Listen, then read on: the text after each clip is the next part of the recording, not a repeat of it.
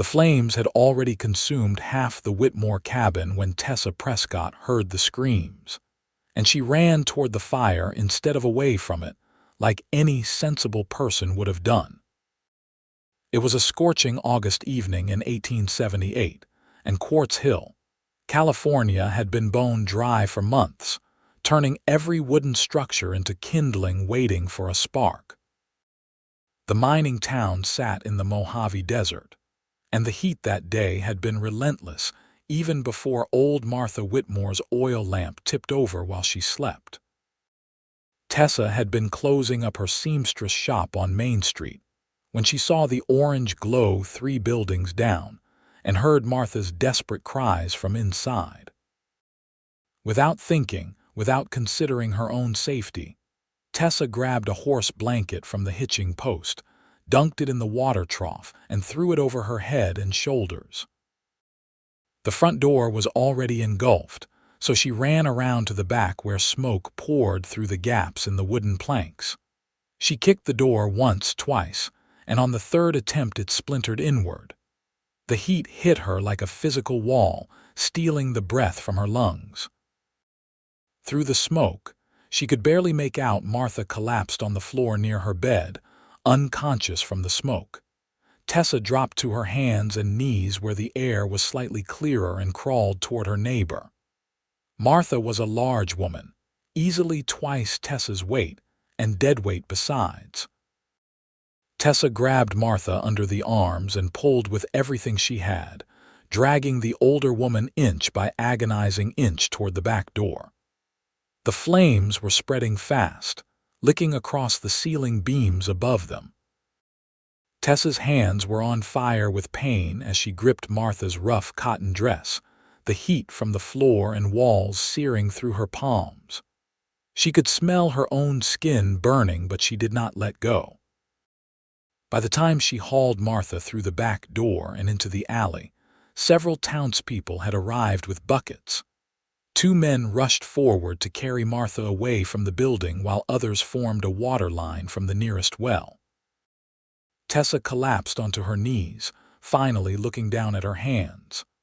The palms were bright red and already blistering, the pain now registering fully as the shock wore off. She tried to stand, but her legs would not cooperate, trembling too badly to hold her weight. "Easy there. Do not try to get up yet." The voice was deep and gentle, and when Tessa looked up, she found herself staring into the bluest eyes she had ever seen. The man kneeling beside her had sun-bronzed skin and dark hair that curled slightly at his collar. He wore the dusty clothes of a working cowboy, a bandana around his neck, and a concerned expression that made something in her chest tighten. "You are hurt. Let me see your hands." Tessa tried to form words but only managed a weak shake of her head. The adrenaline was fading fast, leaving behind a wave of nausea and dizziness. Her hands felt like they were still in the fire, throbbing with each heartbeat. "I am Fletcher Gallagher," the cowboy said, already pulling his bandana off and reaching for his canteen. "I work at the Richardson Ranch just outside town. I was delivering horses when I saw the fire." He poured water over her hands as gently as possible, but Tessa could not stop the cry of pain that escaped her lips. I know it hurts, but we need to cool the burns." Behind them, the bucket brigade was losing the battle with the flames. The Whitmore cabin collapsed inward with a groan of timber and a shower of sparks. Several men jumped back, beating at embers that had landed on their clothes. But Martha was safe, coughing and sputtering as the doctor's wife tended to her, and that was all that mattered to Tessa. "Martha," Tessa managed to gasp. "Is she?" "She is alive because of you," Fletcher said firmly. He had torn his bandana into strips and was now wrapping them carefully around Tessa's burned palms. His hands were large and calloused but surprisingly gentle. "That was the bravest damn thing I have ever seen, and I have seen plenty. You are a hero, miss." "I am not a hero," Tessa protested weakly. "I just did what anyone would do." Fletcher finished securing the makeshift bandages and sat back on his heels, studying her face with an intensity that made her look away. Anyone would not have run into that fire. Most folks ran the other direction. You saved that woman's life at great risk to your own. That is the definition of a hero in my book. Dr. Morrison pushed through the crowd then, his medical bag in hand. He was an older man with spectacles and a perpetually worried expression that deepened when he saw Tessa's hands. "Miss Prescott, let me have a look at those burns. Fletcher, help me get her to my office." Fletcher did not hesitate. He scooped Tessa up in his arms as if she weighed nothing at all, cradling her against his chest. Tessa wanted to protest, to insist she could walk, but the truth was she felt lightheaded and weak. She let her head rest against his shoulder, catching the scent of leather and sage and honest sweat. "You have got her?" Dr. Morrison asked, already heading down the street. "I have got her," Fletcher confirmed, his arms steady and sure around her. Tessa closed her eyes as Fletcher carried her through the gathering crowd. She could hear people murmuring, calling her brave, saying she saved Martha Whitmore. But all she could focus on was the solid strength of the cowboy holding her and the strange flutter in her stomach that had nothing to do with smoke inhalation. Dr. Morrison's office was cool and dim, a blessed relief from the heat outside.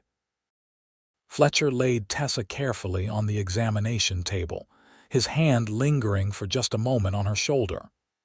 "You are going to be all right," he said softly, and she found herself believing him. The doctor shooed Fletcher back so he could work, carefully removing the makeshift bandages. Tessa bit her lip hard enough to taste blood as he examined the burns. "Second degree," Dr. Morrison murmured. "Painful, but they should heal without too much scarring if we treat them properly. You are fortunate, Miss Prescott. A few more seconds in that heat and these could have been much worse."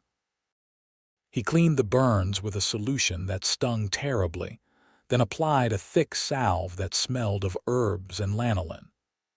Finally, he wrapped both hands in proper gauze bandages, working with the practiced efficiency of a man who had treated plenty of burns in his years of practice.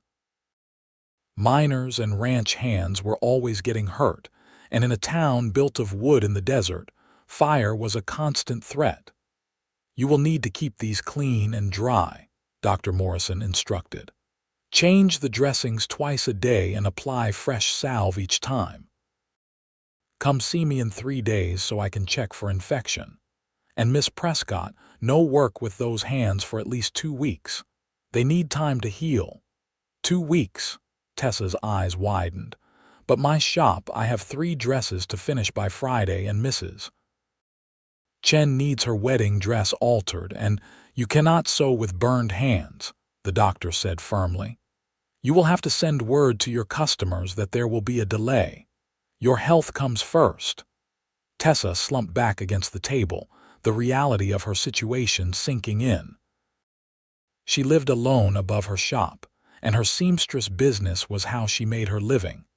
If she could not work, she could not pay her rent or buy food.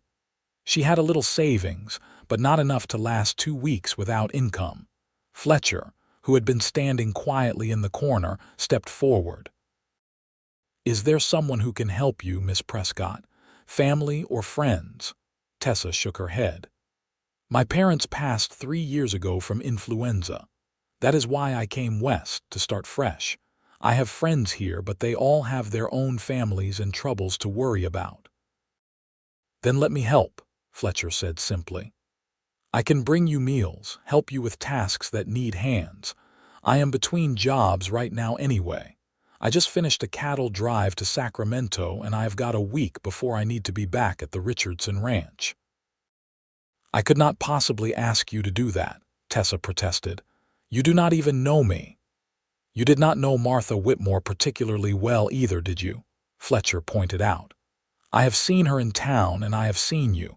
She is not your kin or your friend, just a neighbor. But you ran into fire to save her anyway. The way I see it, helping you is the least I can do." Besides, he added with a small smile that transformed his serious face, I was raised right.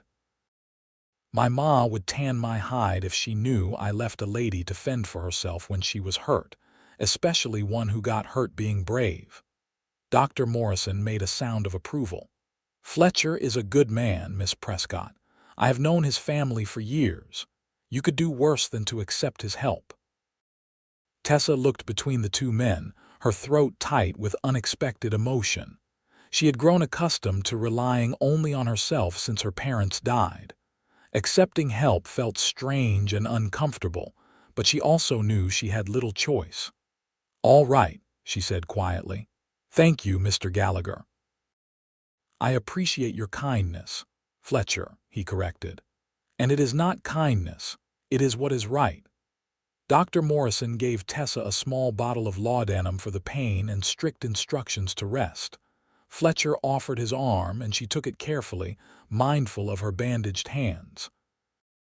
The sun was setting as they stepped outside, painting the sky in shades of orange and purple. The crowd around the burned cabin had dispersed, though smoke still rose from the smoldering ruins. Someone had covered the site with sand and water, making sure the fire would not spread. Where is your shop? Fletcher asked. On Main Street, the building with the green door. I live upstairs. Tessa felt exhausted suddenly, the events of the evening catching up with her all at once. Every step sent jolts of pain through her hands. Fletcher noticed her faltering and once again swept her up into his arms. This time Tessa did not even bother protesting. She let her head rest against his shoulder, too tired to maintain propriety. He carried her down the street to her shop, and she directed him to the side door that led to her upstairs rooms. I can walk up the stairs, she insisted, but Fletcher shook his head. No need. You have done enough for one day. He climbed the narrow staircase carefully, and Tessa fumbled with her skirt pocket for her key. It took some maneuvering, but Fletcher managed to unlock the door while still holding her, pushing it open with his shoulder. Her rooms were modest but clean. A main living area with a small kitchen, a bedroom barely big enough for a bed, and a washroom. She had decorated with what little she owned, lace curtains she had made herself, a quilt from her mother's wedding chest, and a few books on a shelf by the window. Fletcher set her down in the rocking chair by the window. Have you eaten today? He asked. Tessa tried to remember. She had gotten up early to work on Mrs. Patterson's day dress, had a piece of bread for breakfast, and then worked straight through the day. Not since morning, she admitted. Then let me make you something. Fletcher was already moving to her small kitchen, opening cabinets. What have you got? You do not have to cook for me, Tessa started, but he waved her off.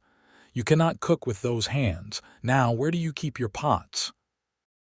Tessa gave up and directed him to her meager supplies. She had some dried beans, a bit of salt pork, half a loaf of bread, and some vegetables that needed to be used soon. Fletcher set about making a simple stew with the efficiency of a man used to cooking over campfires on cattle drives. As he worked, he asked her questions about her shop, her work, how she came to be in Quartz Hill. Tessa found herself talking more than she had in months. She told him about growing up in Missouri, how her father had been a banker and her mother a talented seamstress who taught Tessa everything she knew. She talked about the influenza epidemic that swept through their town, taking both her parents within a week of each other. How she sold everything and came west because staying in that house full of memories would have destroyed her. I chose Quartz Hill because it was small enough that there was no seamstress but large enough to need one, she explained. I have been here almost 2 years now. It has been hard sometimes, but I have built a good business. People trust me with their clothing, their special occasions. Fletcher listened intently as he stirred the pot, and Tessa found herself watching him. He moved with an easy grace, comfortable in his own skin. There was something solid and dependable about him, but also something gentle in the way he handled her belongings, careful not to make a mess in her small kitchen. "What about you?" she asked. "How did you come to be in California?" Fletcher's expression grew distant. "My family had a ranch in Texas, but we lost it after the war. My father died fighting for the Confederacy, and by the time I was old enough to help, we were so deep in debt there was no saving it. Ma took my sisters back to her family in Louisiana. I came west to make my fortune." He laughed, but there was no humor in it.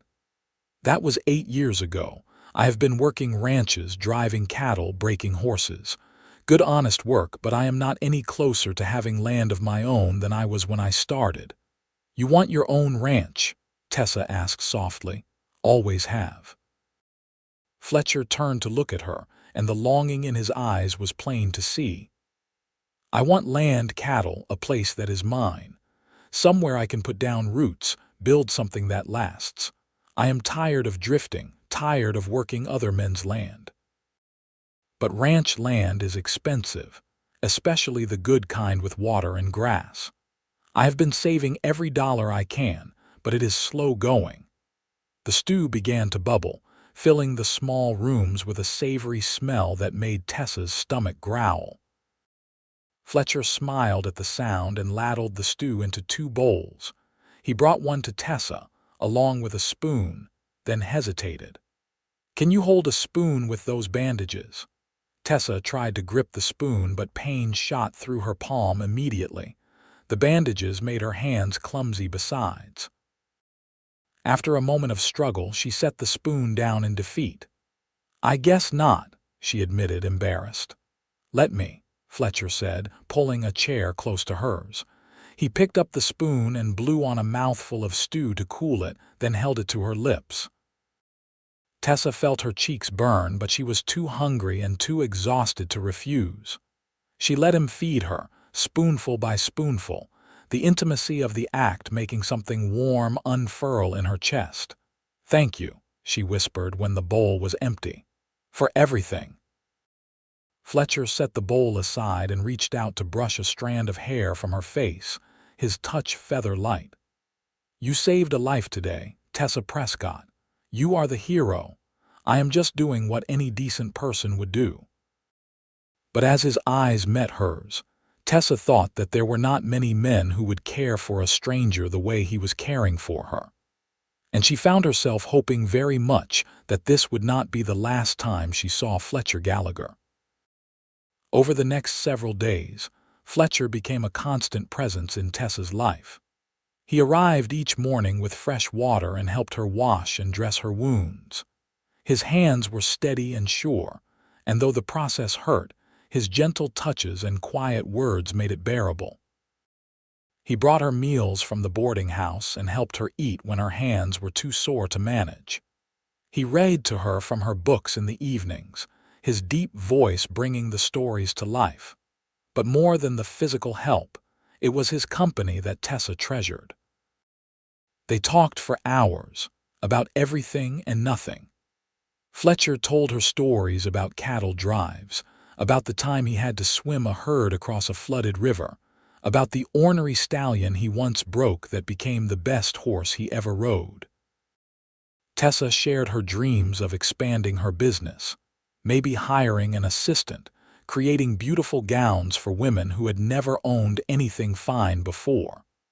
On the 3rd day, Fletcher helped her down the stairs to Dr. Morrison's office for her checkup. The doctor was pleased with how the burns were healing, though he cautioned that she still needed more time before she could use her hands properly. "Another week at least," Dr. Morrison said.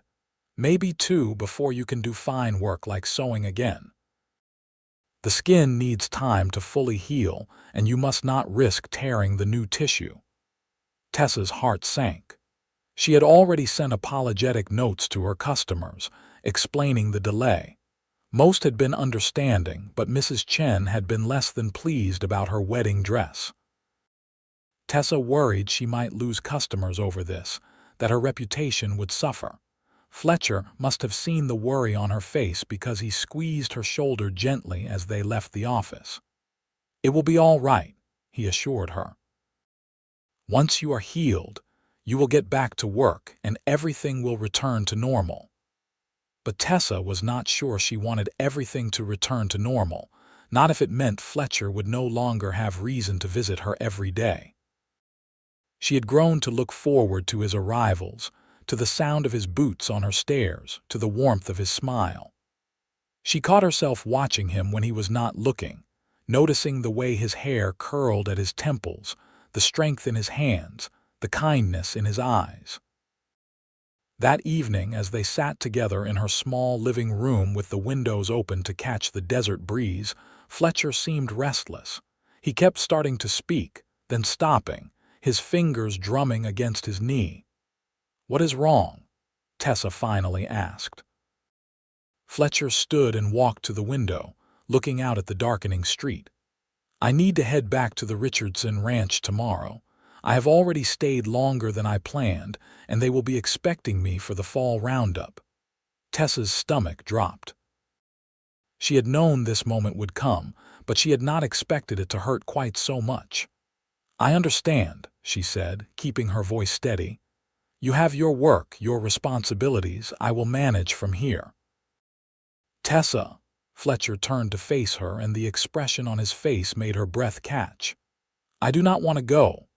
"Then do not," she whispered. Fletcher crossed the room in 3 long strides and knelt before her chair, taking her bandaged hands carefully in his. "I have been trying to figure out how to say this, trying to find the right words. But there are no right words, so I am just going to speak plain.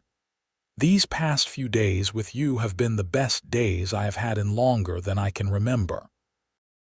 You are brave and kind and funny and beautiful, and when I am with you, I feel like I have finally found what I have been looking for all these years." Tessa's heart was pounding so hard she was sure he could hear it. "Fletcher, I know it is too soon," he continued. "I know we have only known each other less than a week, but I also know that what I feel for you is real. And I hope that maybe you feel something for me too." "I do," Tessa said, the words tumbling out in a rush. "I feel it too. When you are here, everything feels right. When you are not, I am just counting the hours until you return. I did not expect this, did not plan for it, but Fletcher, I care for you so much already." Fletcher released a breath he seemed to have been holding. "Then let me stay. I can find work here in town or at one of the nearby ranches." "I do not want to leave you, Tessa. Not now, not when this is just beginning. But your job at the Richardson ranch, what about your savings? I will send word that I cannot return this season. They will understand, and if they do not, there are other ranches." "As for my savings," Fletcher smiled ruefully, "they will still be there. Maybe it will take me a bit longer to get my own land, but what good is land if I am alone on it? What good is any of it if I let you slip away?" Tessa felt tears prick her eyes. "You would give up your job for me?" "In a heartbeat."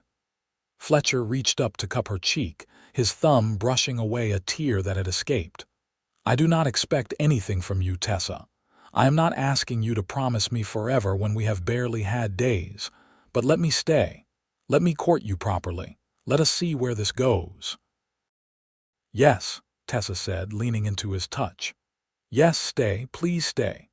Fletcher's smile was like the sun breaking through clouds.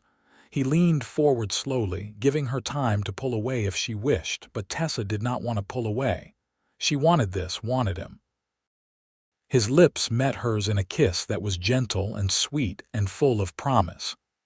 Tessa's bandaged hands could not hold him the way she wanted, but she pressed closer anyway, pouring all her feelings into the kiss. When they finally parted, both were breathing hard. Fletcher rested his forehead against hers. "I will do right by you, Tessa Prescott. That is a promise." "I know you will," she whispered back. Fletcher found work at the Morrison livery, mucking stalls and training horses for Mr. Morrison's nephew who ran the business. It did not pay as well as ranch work, but it was steady, and it let him stay in town near Tessa. He rented a room at the boarding house and spent every free moment at Tessa's shop. As Tessa's hands healed, Fletcher helped her ease back into her work. At first, she could only sew for short periods before the pain became too much, but gradually her strength returned. Fletcher sat with her in the evenings, keeping her company while she worked on the backed-up orders. He proved surprisingly handy with a needle himself, though he was embarrassed to admit his mother had taught him basic mending. All her sons had to learn, he explained, helping Tessa pin a hem. She said she was not raising boys who would be helpless without a woman. We all learned to cook and clean and sew well enough to get by. Your mother sounds like a wise woman, Tessa said, watching him work with a fond smile. She is. I should write to her, tell her about you. Fletcher glanced up. If that is all right with you, I do not want to presume. I would like that, Tessa said softly. I would like to know about your family. Fletcher told her about his mother, a strong-willed woman who held her family together after his father's death. About his 3 younger sisters, all married now with families of their own in Louisiana. He spoke of his childhood in Texas, learning to ride before he could properly walk, helping his father with the cattle. Tessa shared more about her own past, the happy memories of her parents, the pain of losing them. She told Fletcher about her mother's skillful fingers, how she could make even the plainest fabric into something beautiful. She always said that sewing was like magic, that with needle and thread you could transform something ordinary into something special. That every stitch was a tiny act of love. Like you, Fletcher said, watching her work on Mrs. Chen's wedding dress. It was a beautiful creation of ivory silk with delicate lace trim, and Tessa was putting her whole heart into making it perfect. You transform things. You take fabric and make beauty. You see someone in need and you run toward the fire, not away from it. You make me sound much more noble than I am, Tessa protested, but she was blushing. I only speak truth, Fletcher said, leaning over to kiss her temple. Martha Whitmore recovered fully from her ordeal, and once she was back on her feet, she made a point of visiting Tessa's shop. The older woman had tears in her eyes as she took Tessa's hands carefully in her own, examining the healing scars. You saved my life, child, Martha said, her voice thick with emotion. I do not have much, but what I have is yours. If you ever need anything at all, you come to me. I am just glad you are all right, Tessa said warmly. That is all the thanks I need. But Martha insisted on paying for a new dress, one much finer than she could afford. Let me do this, she said firmly. Let me give you my business and my friendship. It is little enough compared to what you gave me. Word of Tessa's heroism spread through Quartz Hill and beyond. People who had never used a seamstress before came to her shop, wanting to support the young woman who had risked her life for her neighbor. Tessa's business flourished, and she found herself working longer hours than ever before, though now it was because she had more customers than she could handle, not because she was struggling to make ends meet. Fletcher was proud of her success, never showing a hint of jealousy or resentment. He helped where he could, delivering finished garments to customers, picking up supplies from the general store, making sure Tessa ate proper meals and got enough rest. He courted her with a steadiness that made Tessa feel cherished and safe. He brought her wildflowers picked from the desert, tough blooms that survived in the harsh climate. He took her on walks in the cooler evenings, showing her the beauty in the landscape she had always found stark.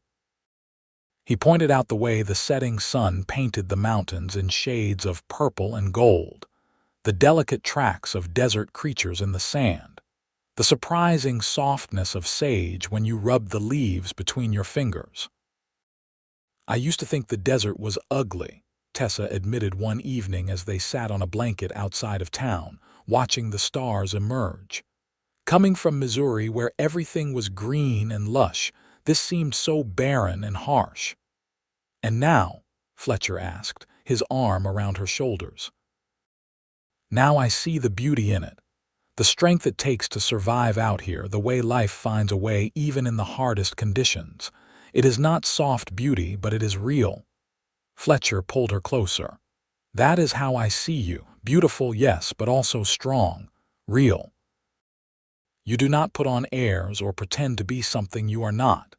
You see what needs doing and you do it, whether that is pulling someone from a fire or building a business from nothing." "You see me better than I see myself," Tessa murmured, turning her face up to his. "Then let me keep looking," Fletcher said, and kissed her under the vast expanse of stars. As summer faded into fall, their relationship deepened. They talked about their dreams and fears, their pasts and their hopes for the future.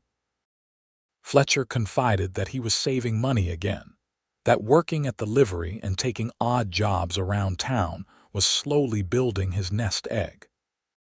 Tessa shared that she was thinking of expanding her shop, maybe moving to a larger space where she could have a proper workroom and even take on an apprentice. "We are both building something," Fletcher observed one evening. They were in Tessa's rooms, and she was teaching him a complicated stitch while he tried not to prick his fingers. "Brick by brick, stitch by stitch. Maybe we are building toward each other," Tessa said quietly. Fletcher set down his sewing and turned to face her fully. "Tessa, I need to say something, and I need you to listen all the way through before you respond. Can you do that?" Tessa nodded, her heart suddenly racing. "I love you," Fletcher said simply. "I have loved you since the moment I saw you kneeling in that alley with your hands burned and your face covered in soot, more concerned about Martha than yourself. I loved you when you let me help you even though I could see how hard it was for you to accept help. I loved you more with every conversation, every laugh, every moment we spent together. And I know it has only been a few months and maybe that is not long enough to be sure. But I am sure, Tessa. I am more sure of this than I have ever been of anything in my life." Tessa's eyes were filled with tears, but she stayed silent, letting him finish. "I want to marry you," Fletcher continued, taking both her hands in his. The scars on her palms had faded to pale pink lines, a permanent reminder of her bravery. "I want to build a life with you, here in Quartz Hill or anywhere else you want to be. I know I do not have much to offer yet. I do not have my own land, and I am still working toward that dream. But I have my health and my strength and my love for you, and I swear I will work every day of my life to make you happy, to give you the life you deserve." "Fletcher," Tessa whispered, tears spilling down her cheeks. "You can say no," Fletcher said quickly. "If it is too soon, if you do not feel the same way, I will understand. I will wait as long as you need. I just had to tell you, had to let you know how I feel." "You foolish, wonderful man," Tessa said, laughing through her tears. "Of course I feel the same way. I love you too. I think I started falling for you the moment you called me a hero, the moment you picked me up like I weighed nothing and carried me to safety. And I kept falling every single day. So yes, Fletcher Gallagher, I will marry you. I will build a life with you. I do not care if you do not have your own land yet. We will work toward that together. Everything is better together." Fletcher let out a whoop of joy and pulled Tessa into his arms, spinning her around the small room while she laughed and clung to him. He kissed her thoroughly, pouring all his love and relief and happiness into it. When they finally came up for air, both were grinning like fools. "When?" Fletcher asked. "When can we get married? Tomorrow? Next week? I do not want to wait." Tessa laughed at his eagerness. "We need a little time to plan, and I want to make my own wedding dress, something special. Give me 2 months. We can marry in December before the winter really sets in." 2 months, Fletcher groaned, but he was smiling. "All right, I can wait 2 months, but not a day longer." They announced their engagement the next day, and the town of Quartz Hill celebrated with them. Martha Whitmore cried happy tears and insisted on hosting a small party at the boarding house. Dr. Morrison gave his blessing, as did the proprietor of the general store and the banker and the minister. Everyone, it seemed, had grown fond of both Tessa and Fletcher, and the news of their upcoming marriage was met with universal approval. Tessa threw herself into creating her wedding dress. She chose a deep cream silk that caught the light beautifully, with a fitted bodice and a full skirt. She embroidered delicate flowers along the hem and cuffs, each stitch an act of love just as her mother had taught her. Fletcher watched her work with awe, amazed at her skill and artistry. "You could make dresses for the finest ladies in San Francisco," he told her. "You have that much talent." "I would rather make dresses for the ladies of Quartz Hill," Tessa replied. "These are my people now. This is my home." Fletcher began making plans of his own. He spoke quietly with Mr. Morrison at the livery about a business proposition. The older man's nephew wanted to return east to be with his own family, and Mr. Morrison was looking for someone trustworthy to take over the livery business. Fletcher had proven himself capable and honest, and Mr. Morrison offered to sell him the business for a fair price, with payments spread over several years.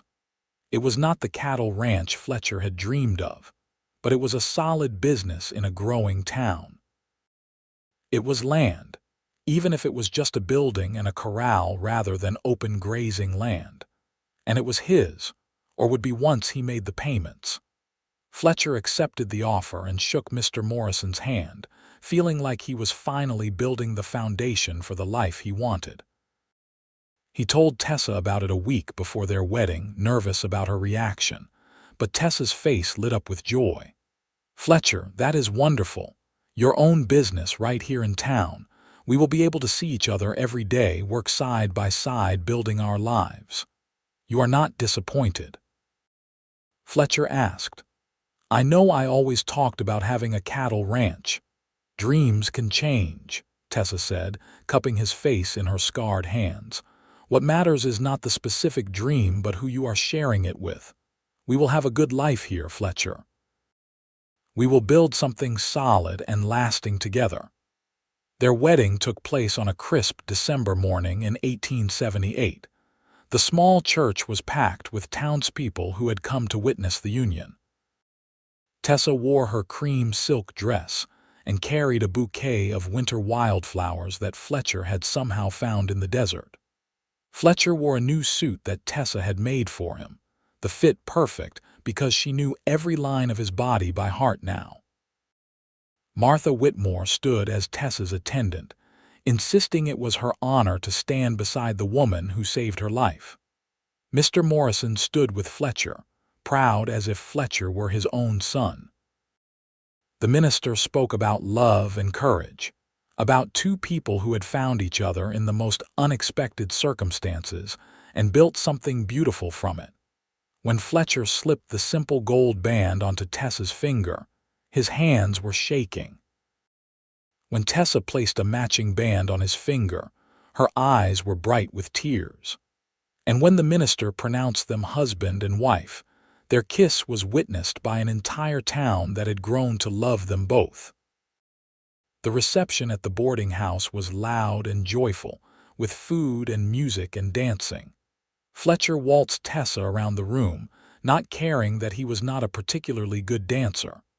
All that mattered was that she was in his arms, laughing up at him, her face flushed with happiness. "Happy, Mrs. Gallagher?" he asked, using her new name for the first time. "Happier than I ever thought possible," Tessa replied. "You make me happy, Fletcher. Every single day." They spent their wedding night in Tessa's rooms above the shop, which would be their home until they could afford something larger. Fletcher carried Tessa over the threshold, both of them laughing at the tradition. Then he set her down gently and kissed her with a tenderness that made her melt. "I love you," he whispered against her lips. "I will love you for the rest of my life." "And I love you," Tessa whispered back. My hero, my husband, my home. The years that followed were full and rich. Fletcher took over the livery completely and expanded the business, adding a blacksmith shop and eventually a small stable where he bred horses. His reputation for honest dealing and skill with animals spread, and soon people were coming from surrounding towns to do business with him. Tessa's seamstress shop thrived as well. She hired 2 young women as assistants and moved to a larger space on Main Street with big windows that let in plenty of light. Women came from miles around for her dresses, and she became known as one of the finest seamstresses in that part of California. But more important than the businesses was the life they built together. They bought a small house on the edge of town with a garden that Tessa tended lovingly, coaxing vegetables and flowers from the desert soil. They attended church socials and town meetings, becoming pillars of the Quartz Hill community. They took in a stray dog that Fletcher named Biscuit, and Tessa laughed every time she called the ridiculous name. In the spring of 1880, Tessa discovered she was pregnant. Fletcher was beside himself with joy, treating her like spun glass even though she insisted she was perfectly healthy and capable. That autumn, she gave birth to a son they named Thomas, after Tessa's father. The baby had Fletcher's blue eyes and Tessa's dark hair, and both parents were completely besotted. Fletcher proved to be a devoted father, rocking Thomas through colicky nights, changing nappies without complaint, making silly faces to earn the baby's gummy smiles. Tessa watched him with their son and fell even more deeply in love with her husband. "You are wonderful with him," she told Fletcher one evening as he walked the floor with Thomas, singing a soft lullaby. "He is half you," Fletcher replied simply. "How could I be anything but wonderful with him?" 2 years later, they welcomed a daughter named Margaret, after Fletcher's mother. She had Tessa's green eyes and a stubborn streak that promised she would be a handful as she grew. And 3 years after that came another son, Samuel, who was quiet and thoughtful even as an infant. Their house became too small, so they built a larger one on a piece of land Fletcher purchased just outside town. It had room for the children to run and play, and a barn where Fletcher kept his best horses. Tessa set up a sewing room with beautiful natural light, where she could work on special commissions while still being close to her children. Life was not always easy. There were hard times when money was tight, when drought threatened the town, when illness swept through, and they held their children close and prayed. But Fletcher and Tessa weathered every storm together, their love the foundation that held them steady. On their 10th wedding anniversary, Fletcher took Tessa back to the spot outside town where they had watched the stars on one of their early evenings together. The children were with Martha Whitmore, who doted on them like a grandmother. Fletcher spread a blanket on the ground and pulled Tessa down beside him. "You remember this place?" he asked. "Of course," Tessa said, leaning against his shoulder. "This is where I started to believe that the desert could be beautiful." "This is where I knew for certain that I wanted to marry you," Fletcher confessed. "Looking at you in the starlight, I thought I had never seen anything more beautiful in my life. And I was right. 10 years later, 3 children later, and you are still the most beautiful thing I have ever seen." Tessa turned to kiss him, slow and sweet. "You gave me everything I never knew I wanted. A home, a family, a partnership. I was so alone after my parents died, Fletcher. I thought I would always be alone. But then you called me a hero and bandaged my burned hands and everything changed." "You are a hero," Fletcher said firmly. "Not just because of what you did that night, but because of who you are. The way you love our children, the way you care for this town, the way you see the best in people. You are my hero, Tessa. And you are mine," she whispered. "Always." They lay back on the blanket together, holding hands and watching the stars wheel overhead, the same stars that had witnessed the beginning of their love. And Tessa thought about that burning August night 10 years ago, how pain and fear had led her to this moment of perfect peace and contentment. Her hands bore the scars from that fire, pale pink lines across her palms that would never fully fade, but she did not mind them. They were a reminder of the night that changed her life, the night that brought her to Fletcher. Those scars had been worth it, 1,000 times over. As Fletcher squeezed her hand gently, his thumb tracing the familiar lines of her scars, Tessa smiled up at the stars and knew she would not change a single moment of her story. The fire had burned, but from those flames had come something infinitely precious. Love, family, home. Everything that mattered. "What are you thinking?" Fletcher asked softly. "That I would do it all again," Tessa said. "Every moment, every choice, every scar, because it all led me here to you, to this life we have built. Even the parts that hurt," Fletcher asked. "Especially the parts that hurt," Tessa replied. "Because the best things are worth fighting for, worth sacrificing for. You taught me that when you stayed in Quartz Hill and gave up your job at the Richardson Ranch, when you chose me over your dreams." "I never gave up my dreams," Fletcher corrected gently. "I just found better ones, dreams that included you." They stayed under the stars until the cold drove them home, back to their children and their warm house and their life together. And in the years that followed, through more children and grandchildren, through the growth of Quartz Hill from a small mining town into a thriving community, through all the joys and sorrows that life brought, Fletcher and Tessa remained true to each other and to the love that had sparked between them on that burning night in August. Their story became part of Quartz Hill's history, told and retold. The seamstress who ran into fire to save her neighbor, the cowboy who bandaged her hands and called her hero, and the love that grew from that moment of courage. Young couples courting would walk past the house where the Whitmore cabin once stood, now rebuilt and occupied by a new family, and think about bravery and love, and the unexpected ways life could change in a single moment. Martha Whitmore lived to be 93, long enough to see Thomas marry and have children of his own.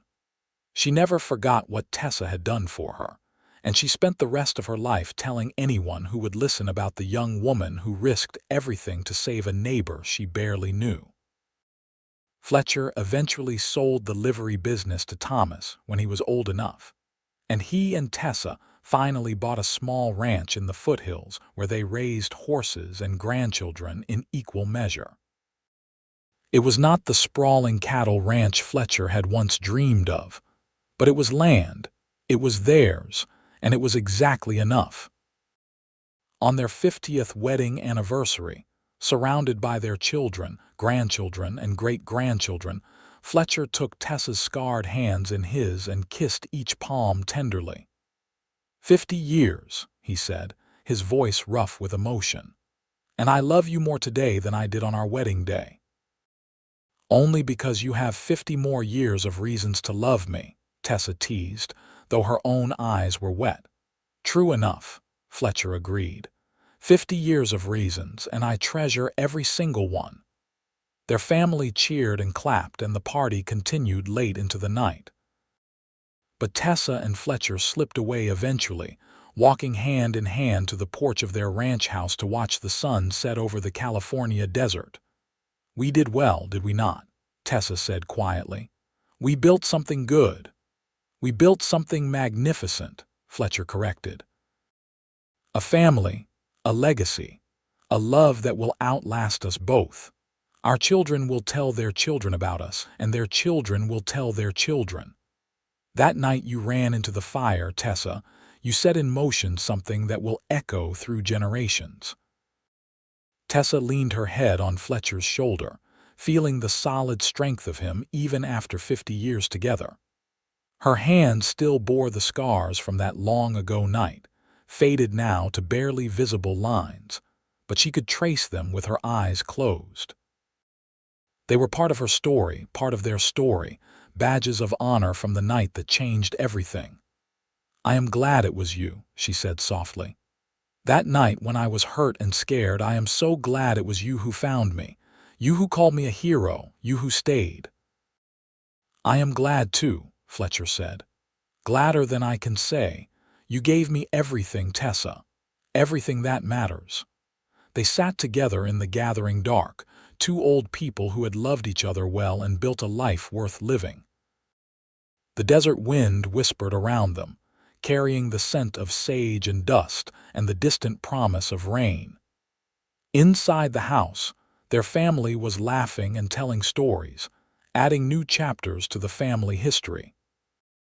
And in the town of Quartz Hill, where their story began, a new generation was growing up hearing tales of the seamstress and the cowboy, of heroism and love, and the beautiful things that could bloom even in the harshest desert soil.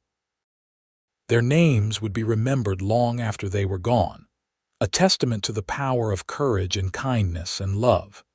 As the last light faded from the sky and the stars began to emerge one by one, Fletcher squeezed Tessa's hand gently.